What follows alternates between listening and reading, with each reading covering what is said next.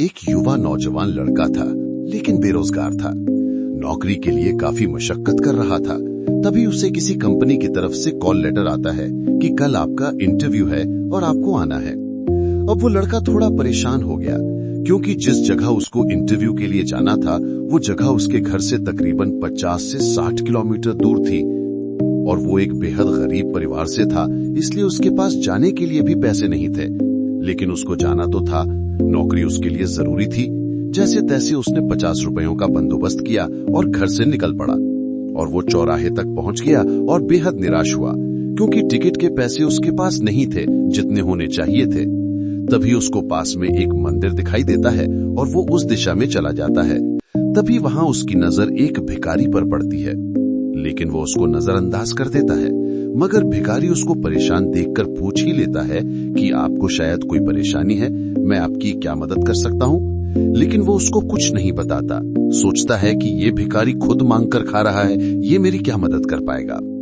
लेकिन भिखारी बुजुर्ग था, तो उसके 2 या 3 बार पूछने पर लड़का मजबूर हो गया ये बताने के लिए कि उसको समस्या क्या है। तो भिखारी ने उसको बोला, तुम ये 500 रुपए लो और जाओ अपना इंटरव्यू दो।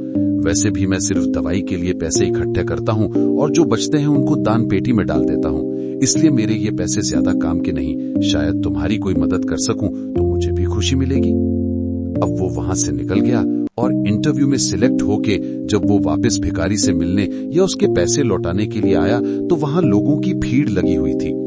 उसने पास जाकर देखा तो वही भिखारी था। लोगों ने कहा इसके पास दवाई के पैसे नहीं थे, इसलिए आज की दवा ना लेने की वजह से ये चल बसा। आपको क्या लगता है उस युवा दिल की क्या हालत होगी?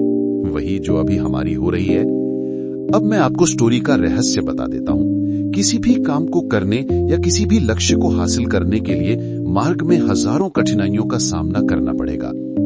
अगर ये सोचकर हम आगे ही ना बढ़े तो, और हो सकता है रास्ते में कोई हो जो हमारी मदद के लिए बैठा हो।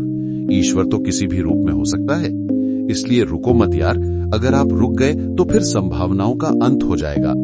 जब संभावना नहीं होती तो आप ही बताइए कि क्या होगा। आपको ये कहानी कैसी लगी कमेंट के माध्यम से हमें बताएं। मोटिवेशनल स्टोरी को सुनने के लिए और आपका कीमती समय देने के लिए दिल से आपका शुक्रिया।